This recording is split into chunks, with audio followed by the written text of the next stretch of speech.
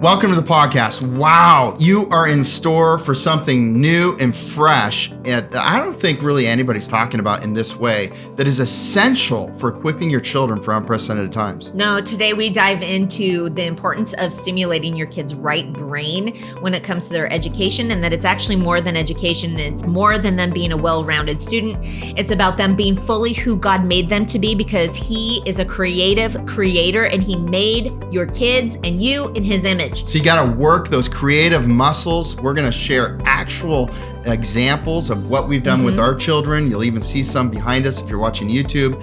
And we're going to give all the reasons why when you work the creative side, how it helps them for the things that machines and AI will have a hard time replicating in the future, that's going to make them more equipped for the future world we're going to live in that's dominated by AI. Not only that, you guys, there's like obvious things that when you stimulate the right side of the brain, it helps with emotional intelligence, which they call EQ, and different things like that, as well as communication skills, interpersonal skills. There's just so much. This is a power-packed episode. Do not miss our episode today. All right, join us. We're doing something a little differently today, and you might, if you're looking on YouTube, you can actually see the artwork of our children, and it's not a show just to show off our children's art, but more to show the importance of equipping your children for a different future that they're going into. The future will be largely dominated by AI.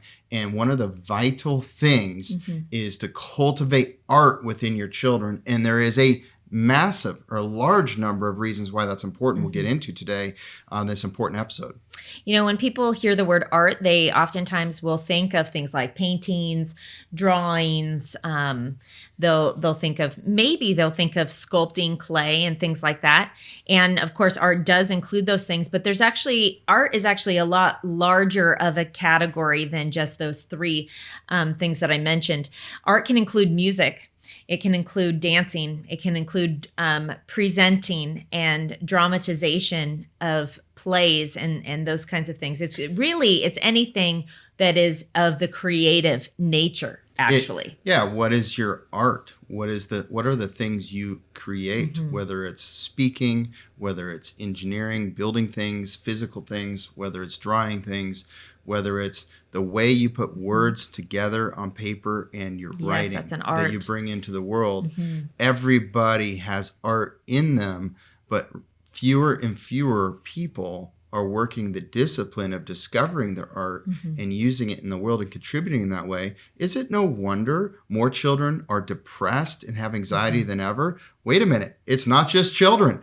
More adults than ever have depression and anxiety in this world. It's because the confidence isn't being built from a young age of developing their art, creating something that never existed that's unique based on how God made them, and contributing to the world with that. It's so satisfying. I just even think of, for more ideas of creative things you could potentially encourage in your children, I think of the baking days, of creating a beautiful cake or little mini desserts and designing them and arranging them. What about flower arranging?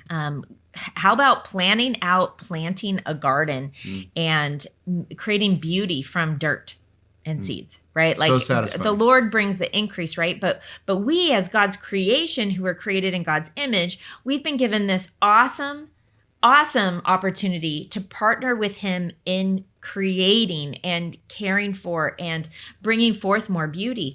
And you know, it's interesting. We were talking about this is such an important conversation, you guys, because in a day where AI is increasingly rapidly changing the future, and it will be. And Isaac's going to talk a little bit about that during today's podcast. You know, Courageous Parenting tagline is equipping courageous, confident kids for an uncertain world. And we always do an unprecedented times tip at the end of the podcast. You got to make sure you listen to that. But I think that, in today's society, when parents are parenting our kids, and we have a lot of decisions to make, don't we? And I think that sometimes it can be overwhelming. But here's the deal. In a world that largely values the left-sided brain activities. Now, I think that obviously our world definitely appreciates music. Our world appreciates sports. But then when you look at the education system, largely a lot of the subjects that are studied, focused on, and evaluating children on, and they're finding their value based upon the evaluation of how they do in those things, a lot of those subjects are actually left brain subjects, right? And so you think of math, science, memorization of different things, and then regurgitating that information. A lot of the papers are not necessarily, they're not encouraging creative writing as much, like poetry and coming up with writing stories, but it's more like research and creating keyword outlines, and then being able to put all that information into a paper or a thesis or an essay that is taking other people's thoughts and works and research and then bringing it all together to come up with a hypothesis. So more information-driven, yes. memorization-driven versus creative-driven, which, by the way, half the society learns better on the creative side of the right brain people, but it's not exclusive to left or right brain either. We all can learn better with an element of creativity. And if somebody's teaching, they need to bring that perspective into it. Otherwise, certain people aren't even going to be able to really understand what you're saying. It's interesting because I think every parent, Isaac, I think every parent listening would want their kids to be a well-rounded student. I'm sure you want your children to be well-rounded. When we first started out, whether we were going to be homeschooling or doing public school, that was one of the things that we talked about a lot is how can they be well-rounded? We want them to be able to discover what they're gifted in. And so we need to expose them to things that maybe we weren't necessarily gifted in, things that we weren't even necessarily exposed to, and see if it just clicks for them or if they really love it, right? And so we would try many different sports, from karate to soccer to swimming to dance to musical things like playing violin or piano or guitar or drums or just different things, choir, singing. And I think that there was a lot of benefit in exposing the kids to those things. And you see certain kids will definitely be more prone or drawn towards different things than other kids in your family.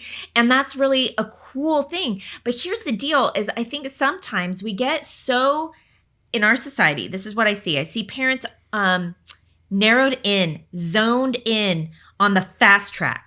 How can I get my kids on the fast track? What is the most successful profession? And I'm going to start having them doing coding books when they're 6 years old. Now, I'll say something. I think I fell into that a little bit. I went and bought the coding books and I was like, oh, you seem to be wired like this. Do you like this? And they do the little puzzles and they start doing the come on books, that were on coding and they liked them. But I'm not saying it's bad. I just see that there's this tendency for parents to narrow in and then maybe even push out their kids experiencing other more creative things. Well, everybody, I understand. All of us want our children to stand on our shoulders and do better than we did. And that includes financial. I get it. And things aren't cheap. I know. We have a big family. So donate on the becourageousministry.org. That helps. But anyways, but it's so important that we realize the world we're going into. In an AI-dominated world, a lot of the soft skills are going to be critical. The ability to be flexible, to be creative, to problem solve, to be resilient, all of these things are helped by doing art when you're younger. And so we should kind of dive into that. So, art sets your kids apart in an AI-driven future. Now, the question is, well, what's going to happen in the future? Well, right now, the AI art is okay. I think you'd agree with me. You can kind of tell when someone's putting AI art out there, but less and less. Some of it is getting so good. I mean, movies are going to start utilizing it, all kinds of things. So, and you won't be able to tell. Very soon, you won't be able to tell the difference between art and pictures and videos that were created by AI or created by humans. And that's already kind of the case in some cases. So why is it important then still to develop art? Why is it important to still work the strength of writing, for example? Because brain development, it is required to do art if you want a really resilient, smart, problem-solving, emotionally intelligent child in the future. And all of those things are going to be hard for AI to replace, hard for the machines in people's homes. Yes, that's very soon. To replace is those things. And it's very important. So it really sets kids apart if you're having them do art. Sets them apart from the machines.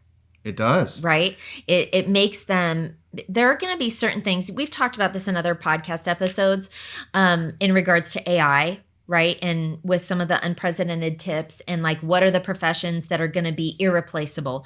And when you think about your children, it's not just your children. It's also a lot of times parents will hand down the skills, the soft skills, the hard skills that they have to their children, right? Because it's the most natural, easiest thing for you to do. It's like you see firefighters with multi-generational firefighters. You see that with woodworkers. You see that with doctors. You see that with a lot of chiropractors, musicians.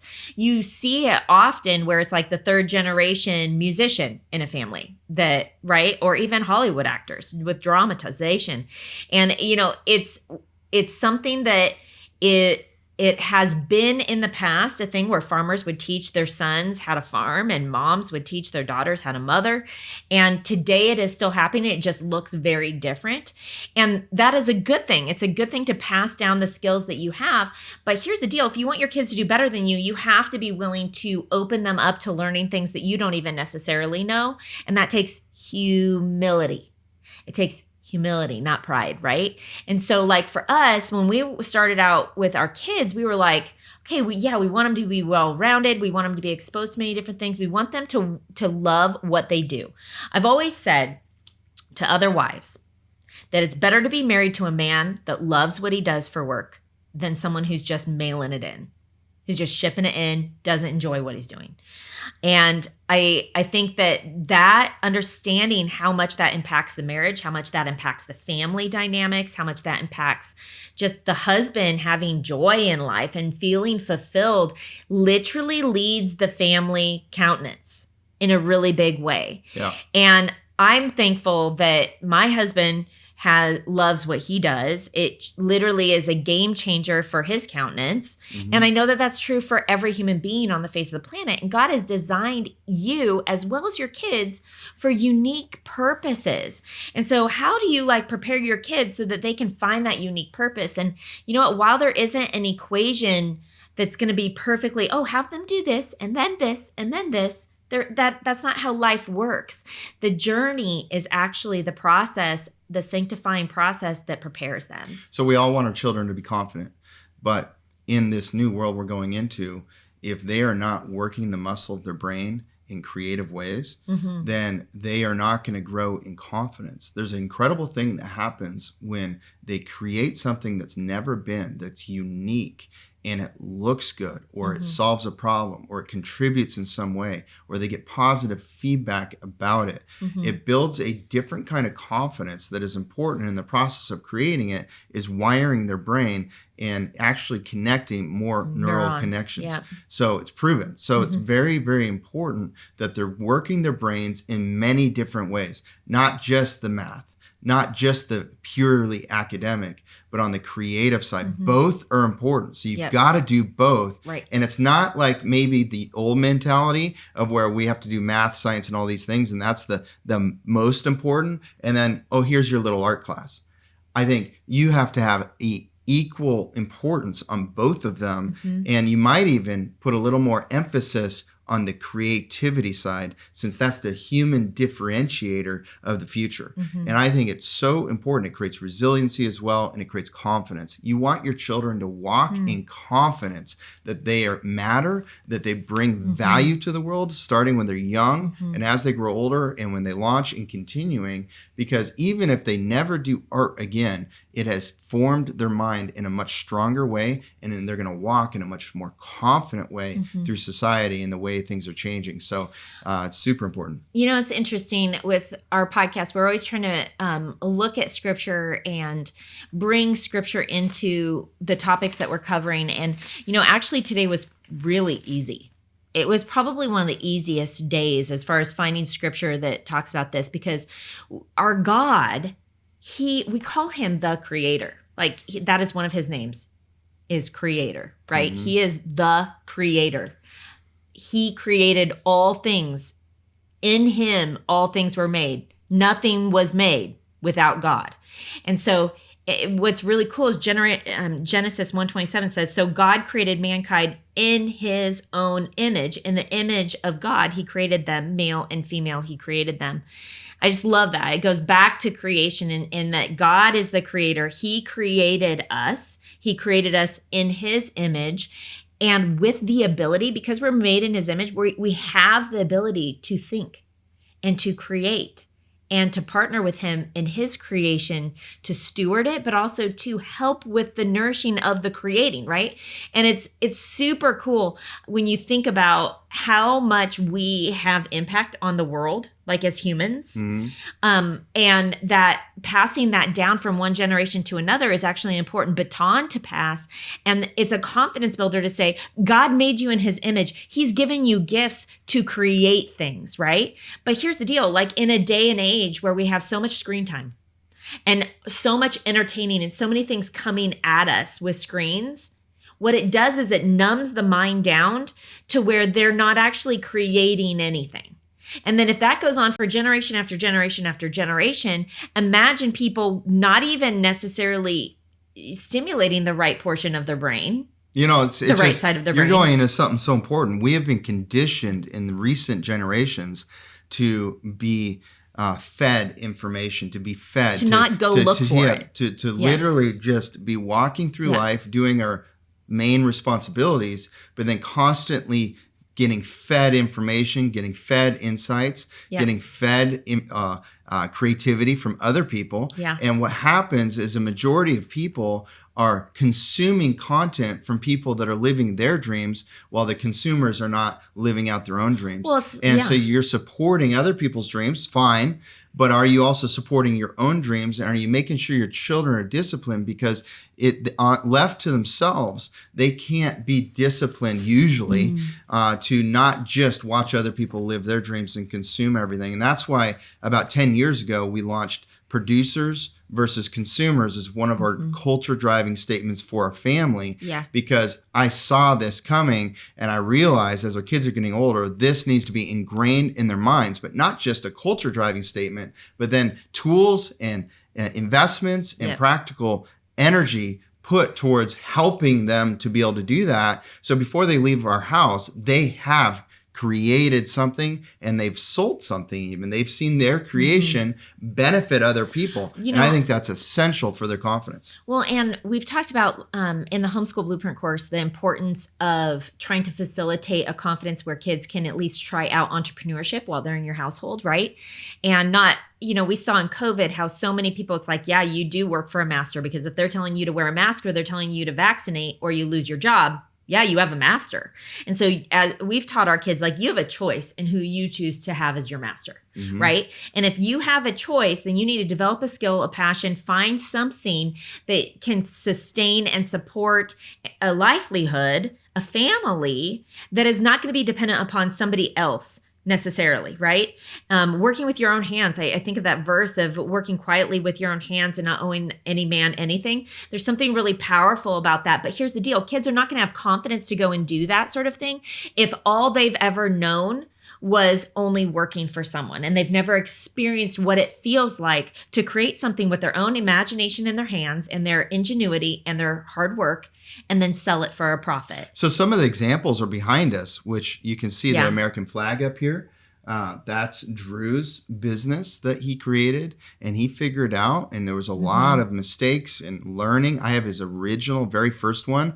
It was rough, but I love it because it was his first one. It's on our building right over here, our old 100-year-old building, little workshop area. Yeah. It's right above, and it's just... But this was something that he started making, I think he was 14, 15 years old, and he sold these for a good 2 or 3 years. And then he hired his younger brother and he trained him how to do the stars, because that was starting to aggravate him. It took a long time. So he trained his brother and he figured out the pay, and they had a happy agreement, and they worked together, and he would sell these flags. And so what a great experience. And he sold them for $200 to $300 each. So that was pretty amazing. Yep. Also, Luke, there's one up here and there's one down here, which is the shelves. And he probably made, $4,000 or $5,000 selling shelves. which is I mean, pretty. he was 12, 13, 14 years old when he was doing that. And he put them all together. And I remember so many frustrating moments and teaching moments. I'm like, why is these angles not working together? And I go, well, sometimes you can't trust the machine. I just remember this one time. That's such a good lesson. And he goes, no, the machine, you put it on the right degrees, it should work. I've looked it up on YouTube and that should work. I go, well, what if what the machine says is the right degree is actually the wrong degree? Because the machine's wrong. See, all these lessons, sometimes the machine's wrong. Mm-hmm. And so I go, so make it wrong and test a bunch of pieces. And sure enough, the machine was wrong. And he found out where it's wrong so that the joints fit together perfectly. You know, there was a lot of shipping lessons in that too, which has to do with human error. Yeah. Right? I mean, you have to and costs and budgeting and P&Ls the kids learned. They even built website. You taught them how to build a website at first and that was a good experience for them too. And then deciding, I don't know if I want to pay the server fees for this. And all of these things, like we didn't put these out to like to try to impress you with the things that our kids have made. A lot of people can talk about things that they did in the past, but we wanted to inspire you to have your kids think about things. These ideas, the shelves and the flag, came from thinking. It came from sitting and going, well, if I was going to make something that people were going to buy, then it's going to have to meet a need. And I was like, well, at the time I was selling essential oils. I was slinging essential oils, right? And I don't do that any longer. But it was like the perfect combination because I needed essential oil shelves. And so did a bunch of people who were on my team and people that I knew. And it was like, okay, here's a problem, make a solution, which is the whole process that when you're helping your kids to make a business from the ground up, you usually want to look for a problem first and come up with a solution to something. Those are going to be the most successful businesses. And then we invested in this art school back when we were living in the outskirts of Portland. And it was really helpful. And they learned how to do, how old was... well, I don't even remember the different How old were the kids when they did these, Angela, this art here? Yeah, if you look at it. If you're looking at the YouTube channel, we did put some of the acrylic art that the kids did. But, our first 3 kids, they participated in this fine arts academy. It was for homeschoolers. And you had to be, I think, 9 years old to do it. And so I think one of the kids only did it for a year. One of the other kids did it for 2 years. And the other did it for 4. And this is just to show you guys like what kids from the ages of 9 to 12 or 9 to 14 are actually capable of. And I think that's what is so inspiring is some of the kids would spend countless hours after they had done. Some of the artwork was with a teacher hovering over them, helping them move their brush in the right direction and then letting them go at it, right? Yeah. And then by the time that they got into the 3rd or 4th year, they were looking at images, drawing things out, and then painting it all by themselves. And if they had a hard time with a specific kind of brush stroke, they would go over to the teacher and they would show them on a different piece of canvas, and then they would take that onto their canvas. And I know that some of these took, hundreds of hours of work to do. What's really cool, though, is all our kids are wired differently, and we didn't see a different outcome in the quality of what they're able to create when they were taught.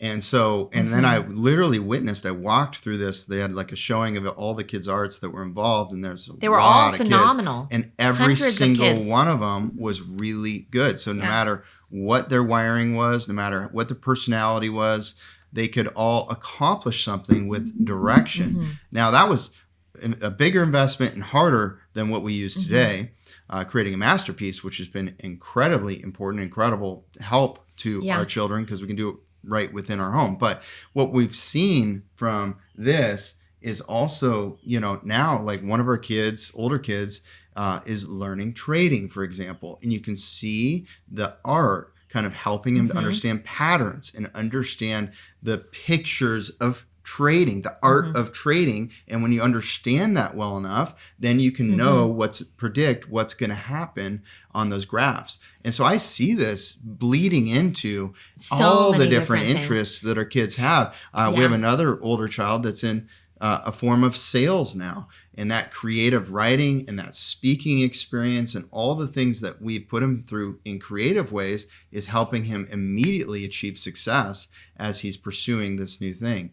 So you just see it in all the ways they do to have, it's almost like they have an advantage.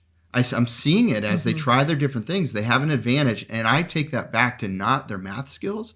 I take that back to the creative side of things. Right. Well, and their emotional intelligence. When we were talking about this original concept, one of the things that I have mentioned many times as I speak at homeschool conferences or even in our homeschool blueprint course, I share things that I wish I wouldn't have done. After having parented for 25 years, homeschooling for 21 years, of course, you're going to learn a lot about yourself. Of course, you're going to learn about, well, if I'm really honest, I kind of made an idol out of academics those first few years. And I for sure did. I thought that school had to look a traditional way that mimicked what I experienced because I liked my schooling experience, even though I went to the public education system. I did not like my schooling experience. So having his experience, my experience, very similar, but we're wired very differently. That helped me to evaluate and go, you know what? Our kids are not all going to be wired the same. And so one of the benefits of being able to bring things home is that you can actually kind of curate some of the educational process so that your kids enjoy and love learning. And really, at the end of the day, isn't that one of the most important things? Because life is about learning. And you never want to become so prideful that you don't have a teachable heart. You need to always be learning. Like when we launch our kids, they're going to have to still have a teachable heart. They're going to have to seek out mentors who can teach them skills that are in different professions. There's 9 kids. They're all going to potentially do something different. And so in this world, they're going to have to refigure out how to provide. I remember when I was 40 years old with our 7th child on the way. Yep. You were learning something I lost my company and I had to figure out a new way to provide when I had exhausted all my resources had been exhausted. And so just that resilience, that importance of that, maybe that experience has helped me to realize, wow, we're far beyond the age where someone works for a company for a large number of years and they retire and do that. That is just that is not what I'm hoping for my kids. I'm not hoping they work for one boss for their whole life because that is not how things work anymore. It is literally either entrepreneurial. I hope for that for many of my kids, or they are going to work for many bosses and they're going to be resilient and they're going to have a side thing and they're going to still be home for dinner and they're going to be efficient with their time. They're going to be creative. They're going to create leveraged situations to create revenue and they're going to thrive in the unique calling that God has for them. Looking for a math curriculum that actually works? Meet CTC Math. It's a full K-12 curriculum that's flexible, effective, and designed to make sense. The secret? Short, engaging video lessons that break down tricky concepts into easy to understand steps. Whether you're homeschooling or just need a supplement, CTC Math fits your routine, not the other way around. And with 24/7 access to all lessons from all grades, your kids can learn anytime and anywhere. Ready to take the stress out of math? Visit ctcmath.com and start your free trial today. That's ctcmath.com. Confidence in math that starts here. Hey guys, I want to share with you about a program we've been loving at the Tolpin household. Studies by University of Arkansas, Ohio State, and American Psychological Association, and more show that preteens who participate in art show increased brain activity in areas responsible for focus, planning, and critical thinking. That's why we're partnering with Creating a Masterpiece. They offer award-winning online art programs for ages 4 to 104. Get on-demand access to drawing programs, art lessons, art history, watercolors, charcoal, sketches, and so much more. And all at one low rate for your entire household. Just a lesson or 2 a week can nourish your child's brain in a really powerful way. So visit creatingamasterpiece.com to sign up today. That's creatingamasterpiece.com because anyone can create a masterpiece. But what's cool about that is that in every one of those experiences, their perspective should be, oh, that boss I didn't like, I can learn from that. Yeah. What was it I didn't like about working for that boss? And then they become a better manager of people, right? Like every specific potential trial, tribulation, failure, whatever it is, like a lot of people say growth happens in the valley. Like your failures can be your biggest lessons in life that have the most value, that actually like that's where the rubber meets the road. It's like if you're squeezed and Christianity comes out of you, Christ comes out of you, then it's a reflection of who you are in him, right? Like that's what we all hope for. That's what we hope for our kids because we know that an easy life is not promised by God. In fact, we know that persecution is going to come. And so we want our kids to be able to handle that well. What I'm talking about right now is a whole bunch of emotional intelligence, which is actually something that can grow, and neurological stimulation for having better emotional intelligence happens actually when your right brain is stimulated. And so there's something really important about purposefully, we want our kids to be able to like have confidence. When I look at all this stuff that's everywhere, and we even have some artwork from our younger kids here that this is recent stuff from the youngers. How old is this person? Well, that one was 2 people did it together. So Ethan sat and helped Xander when he was 3 years old. And I think Ethan was 13, 14. And we were doing a program called Creating a Masterpiece, which we've shared about it here on the podcast a lot, but I'm actually going to show you guys on the computer as well. So Eli did this year. And he was 5 and 6 years old. So I don't, if it was at the beginning of the year, no, he was 6 when he did that. Who did this one? Xander did that one when he was 3. That's charcoal. Watching the class from the... Yep, from the computer, which, in Creating a Masterpiece is unique because they Here's Xander, 3-year-old. That's right. Yep. That's cool. Which is really fun. And then the last one we're going to show you, that's Ethan helping Xander again, making a wolf. And, it's interesting because this one's cool. Ethan, good job. Ethan did that one by himself. That was when he was 14, I think. It's an owl. But, there was a lot of drawing that is in Creating a Masterpiece, but there's more than just drawing. Like we showed watercolor, we showed charcoal, and we showed pencil drawing pictures and pen drawing pictures to you just now if you're watching YouTube.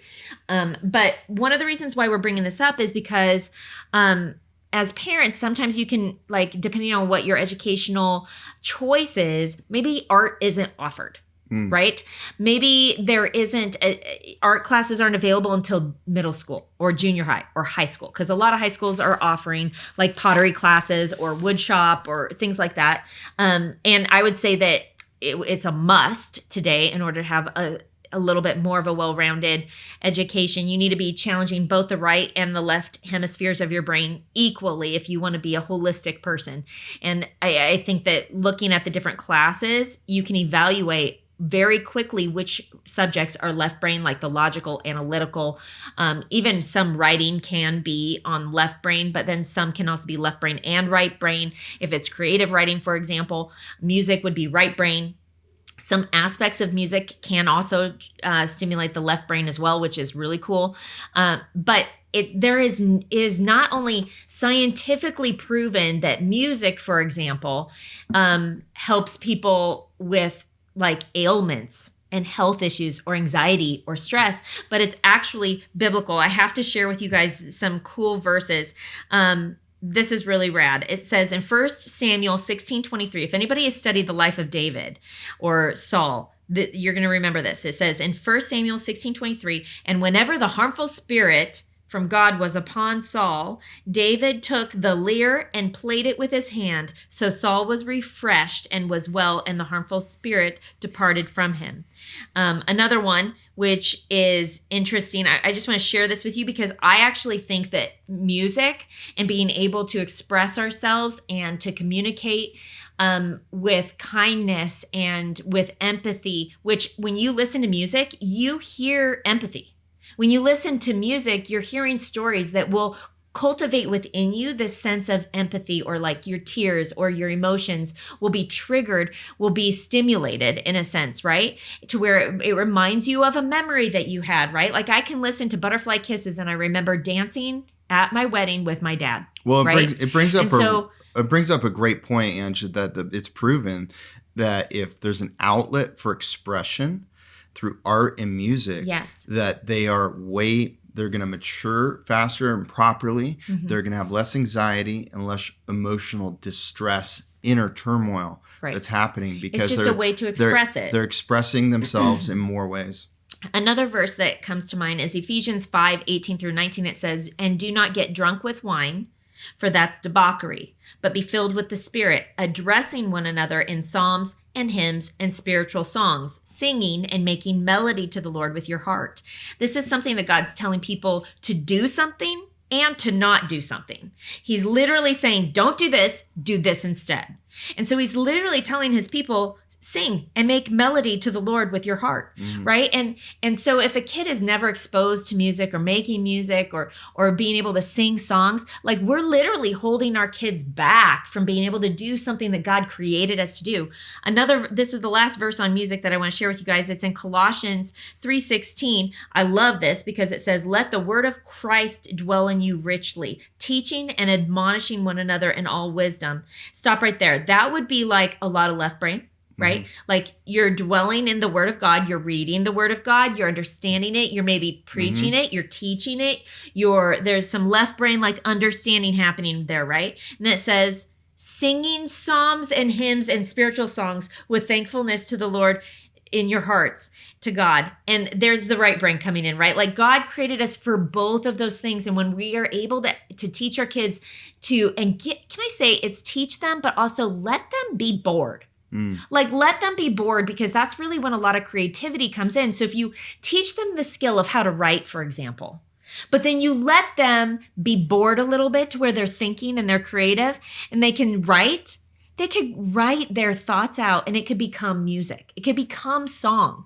It reminds me of we did a collaboration a long time ago with kids with Screen Strong. You can go look up that podcast episode, but she has something in her textbook here. It's called Kids, Brains, and Screens. On page 12, it says, interestingly, being bored is one of the best things for our brains. I just want to say that again. Being bored is one of the best things for our brains.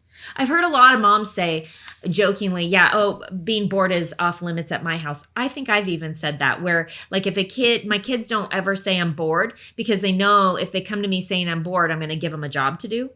But here's the deal. Listen to her. It says, interestingly, being bored is one of the best things for our brains. Studies reveal that our brains become like an empty canvas ready for creative, innovative ideas when we're bored. However, many people are afraid to be bored, so they fill their free time with screen clutter instead, stunting creativity. I just love that, because that is actually what's happening largely to children today, is that parents are just letting them be in front of the screen and they're looking at creativity that was done by someone else, just downloading to them. And it's leaving them in a posture and in a place of not necessarily being creative. And I think that you can use technology for your benefit. Like, I love creating a masterpiece because you've got, we call her Grandma Sharon. She's an older grandma figure who she's in video, and she'll tell you guys here, I'm just going to show you guys. She'll show you on creating a masterpiece when you're using this to learn art, which this has been a hugely helpful tool to us. We've used this for the last year. And I hope you guys can see this. If you look on the YouTube channel, we'll try to zoom in here. But there's many different topics of media that she teaches in these videos. They're between 5 and 20-minute videos. And if there's a lesson that's like an hour long, she breaks them into different videos, so it's easier for kids to follow along. But there's essentials for learners. There's all these different options that you can open up. Here's the charcoal bunny one that we had done before. You can view the supply list right away, and it'll tell you what to get. It says get drawing paper, get a pencil, a 6B, willow charcoal, soap eraser, and a retractable pencil. So as a mom, like, you can go and you can get that. Okay, you can purchase the supplies there, or you can look and see where they are and get them cheaper online. And then you can go and watch the videos that she has for you on how to actually draw the bunny, which we showed you a picture of. And so there's drawing lessons, there's charcoal, there's beginning drawing 2. The different parts get harder and harder. There's in the column here, if you're looking, there's acrylic painting, there's block printing, colored marker, there's copper tooling, there's faux metal working, glass etching. There's so many. Ink, mixed media. And it's for all ages, right? Oil painting, yeah. It's now, one 4 of the to things 104. that they've been a sponsor, but we only have sponsors of things we use. Right. And things we believe or that we really care right? about. Yeah. So we weren't even asked to do this episode for them. Mm-mm. We just thought this topic was really important, and we're kind of incorporating in. That's one of the tools we use now from the comfort of our home. Not all of us live near where there's lessons for everything. Mm-hmm. We're out in the country in a town of 1,000 people. So we're using online things in it, for online teachers largely to augment the in-person with Angie and the workbooks and all the things from homeschool. And a lot of times, I know that right now, like we're in July right now, but this is something that a parent could pick up at any point in the year. You could start a subscription and you could start learning from your home how to do art. And I was telling Isaac, because he was asking me, so how did you use it with the kids? And I said, I used it a lot of different ways. There were times where I wanted to sit and learn along with the kids, and it was like a fun experience. If we try to do a harder project, like there's neoclassic classism period A and Apple, it's oil painting, right? Or there's different artists, like we did Abraham Lincoln because we were studying Abraham Lincoln, and we learned how to do a grid drawing, and we would do box by box. And so it taught us how to draw Abraham Lincoln. And that was like a 2-hour project, sitting down with kids of all different ages.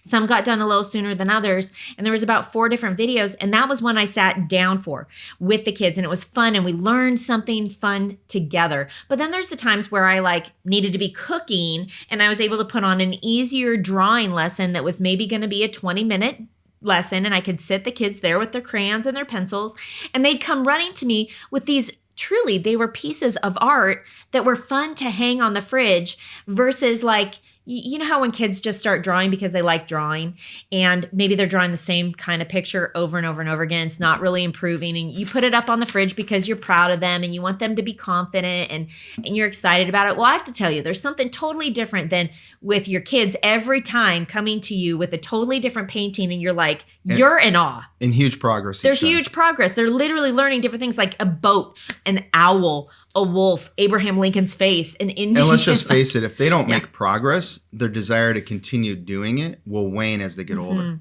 Yeah. And so it just was such an easy tool for us to use throughout this last year. And it would be an easy thing for a parent if they wanted to stimulate their kids' right brain, right? And do art, have art class, have it be something that is like an extra subject that you're doing with your kids, whether you're homeschooling or you're doing public school. You can do it from the comfort of your home.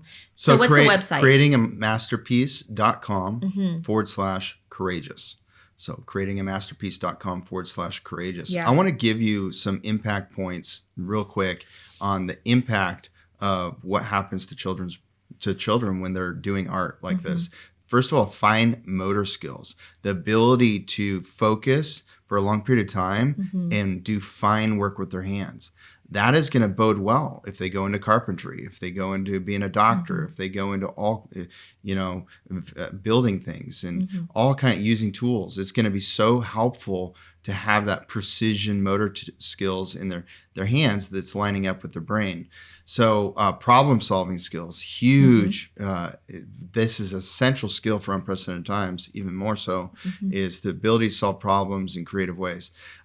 New neural connections. We talked about this, but there's literal brain connections connecting that wouldn't have in their brain. And if you were doing something artistic there's or a creative, truth that human beings never use even most of the brain. They use very little of the brain capacity actually in their whole lifetime.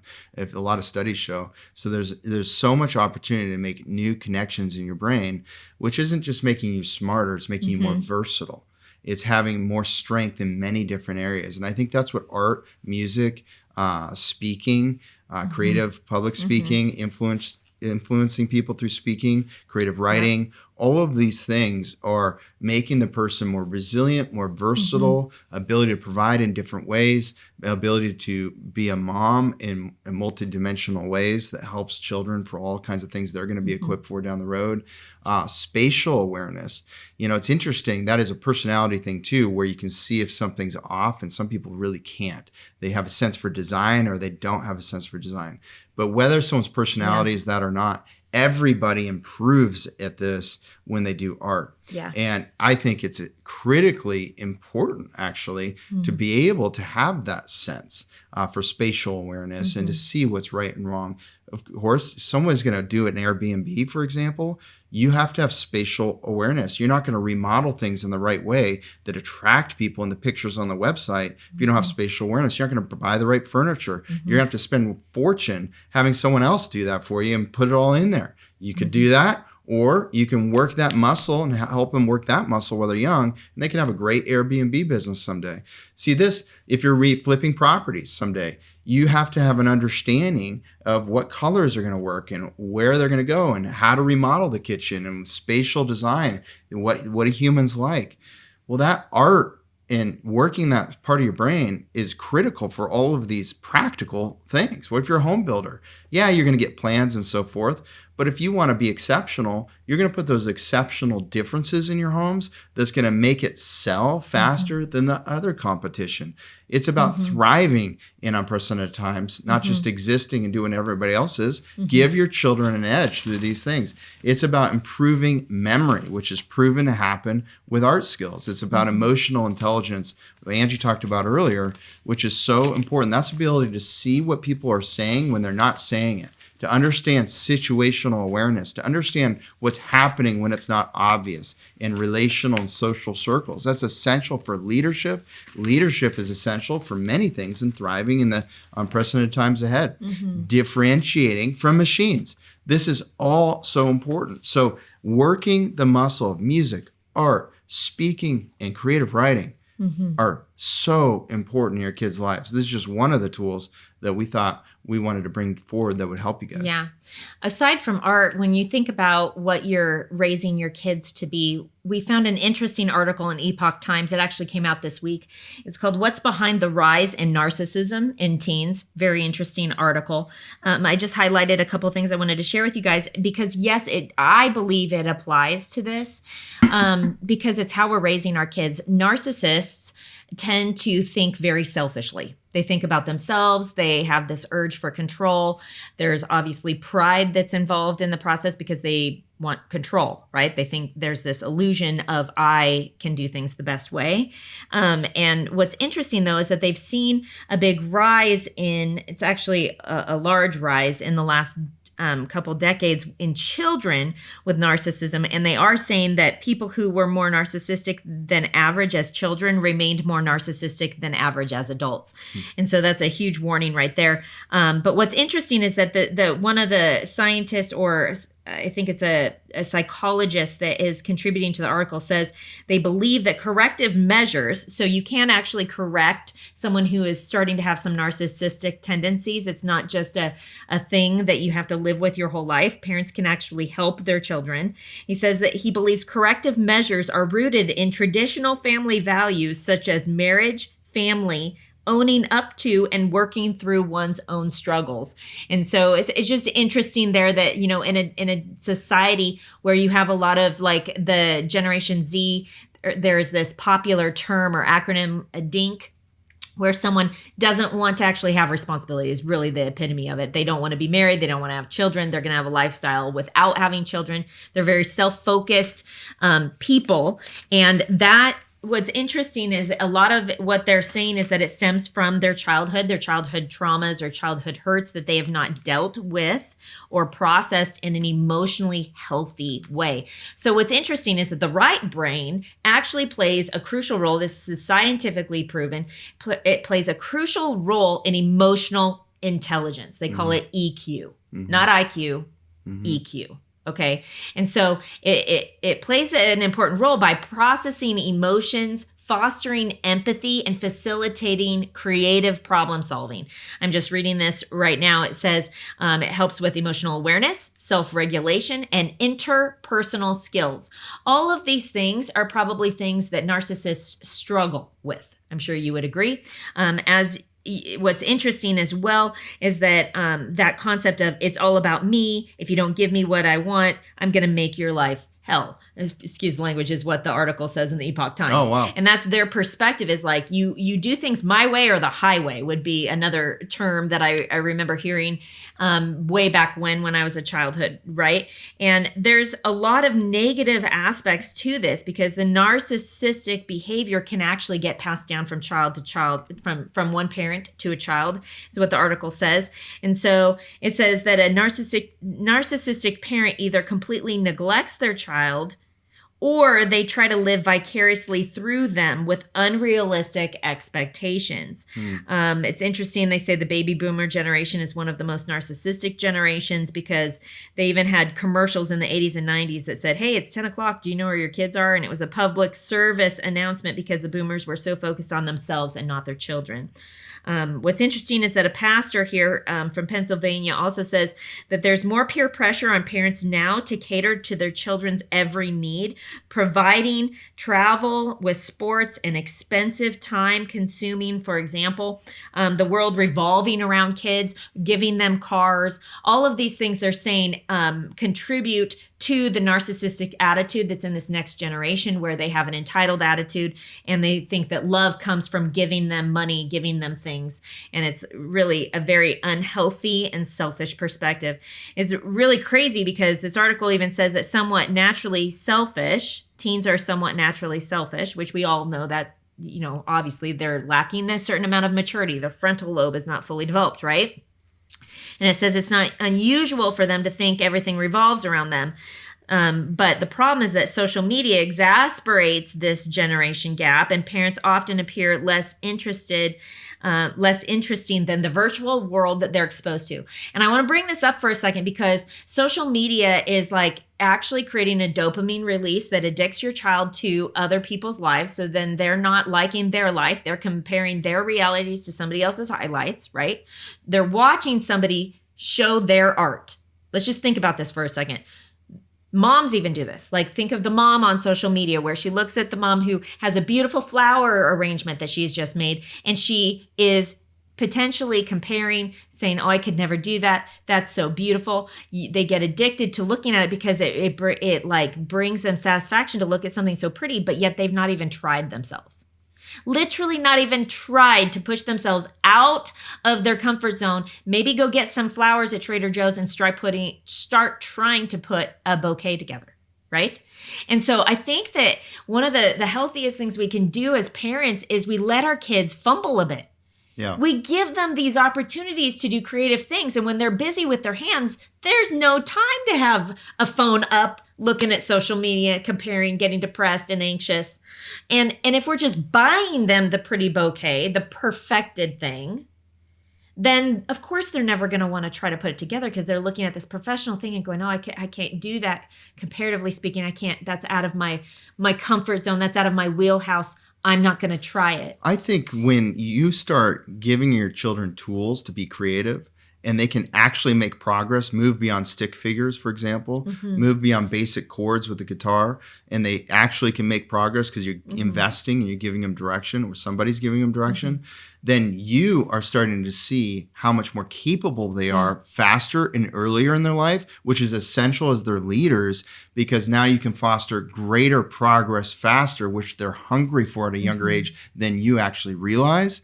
And it'll blow your mind. Right now, for example, my mind is blown because the older gentleman that runs audio at our church has empowered Solomon because he took interest in audio to learn how to control the audio on the iPad for the musicians up on stage. And for the last few weeks, it's been going awesome. He's literally been doing it, and the musicians are super happy. And the gentleman is telling me how much confidence he has in my 9-year-old boy, Solomon. He's 9. And it's blowing my mind. I mean, and you don't even know this, but this last Sunday, yesterday, I was watching Solomon because the internet was down, so we didn't get to do the live stream, right? Yeah. And so some of the equipment wasn't working quite right. Well, here's Solomon. He runs down from the church building. He comes in the tent, crosses his arms, looks at the stage, observes.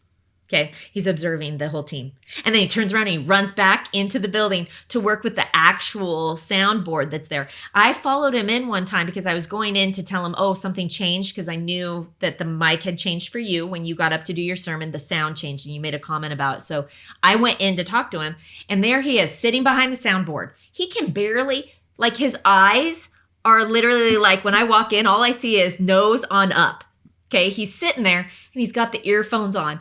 And he's just like moving the little thing. And I tell him what the problem is. And he goes, I know exactly what the problem is, Mom. And he fixes it right away. I'm like, perfect. Was that my mic? That was your mic. Oh, because I got soft. It got soft and he went and fixed it. It got soft and he went and fixed it. He goes, oh, I know what that is. And he does it like on the soundboard. And he's in there by himself. my 9-year-old son, with the biggest smile on his face, contributing to the body of Christ, literally running the sound for the whole church. And I'm like, I love it.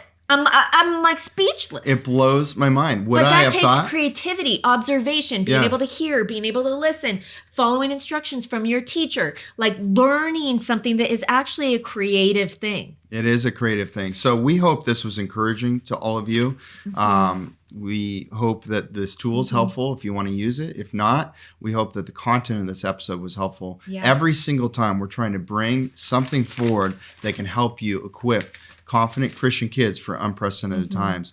And the final tip is that you've got to do things differently. You can't just go along the status quo. If you go with the status quo of education for your kids, regardless of if it's public school or homeschool, even the status quo of homeschool, you're going to fall short compared to what's possible to see your children come alive with a passion for learning. And so if they don't try things creatively, they won't learn what they're good at. They won't stumble and discover what they can do and what they're capable of. Math and science are essential. Absolutely. You got to do those things. But we're heavy-handed on this in this episode because these are areas that often get missed. And I think as AI comes stronger into the world, they're going to get missed even more by a majority because machines can do it like that. Right. And there's a perception that machines can do it like that even better will be the future perception. But better doesn't mean that's the way. We will never use AI to create written content. We'll never use AI to make up videos of us. We'll use AI to create efficiencies, like to cut original video we do into good splices. That saves me a little bit of time, but it's still our original content coming out. Right. So that is a promise we have. And we're going into a future we're not going to be able to tell. It doesn't mean we should not use our creative brains. It doesn't mean we shouldn't still come up with original content because we have the Holy Spirit. The Holy Spirit's driving us, not machines. Right. And you're always going to get what the Holy Spirit's driving at Be Courageous Ministry. I heard something really cool today. I heard someone describe it as AI is artificial. It's artificial intelligence. And God has given us divine intelligence. And so nothing is going to compare with that. But when I look at the word, I have 2 verses I want to end on with you guys as an encouragement. Isaiah 64:8 says, "But now, O Lord, you are our Father. We are the clay and you are our potter. We are all the work of your hand." When we view our kids as the work of God's hand and that they were made in God's image and that he's a creative God and they are made to be creative also, we realize then that part of our job as parents is to allow them to try to express that creativity that God put in them. And Exodus 35:35 says he has filled them with skill to do every sort of work by an engraver or by a designer or by an embroiderer in blue and purple and scarlet yarns and fine twined linen or by a weaver, by any sort of workman or skilled designer. And I look at these scriptures that are talking about God has there's so many scriptures that talk about him crafting and working all things out together for good. And like, are we that in tune with how God made us? Or are we just so focused on the other aspect that we're losing sight of a part of who God is and a part of who he made us to be? And I think that we all, the idea of a well-rounded intellectual child, that's great. But don't we want even more so for our kids to be fully who God made them to be? Thanks for joining us.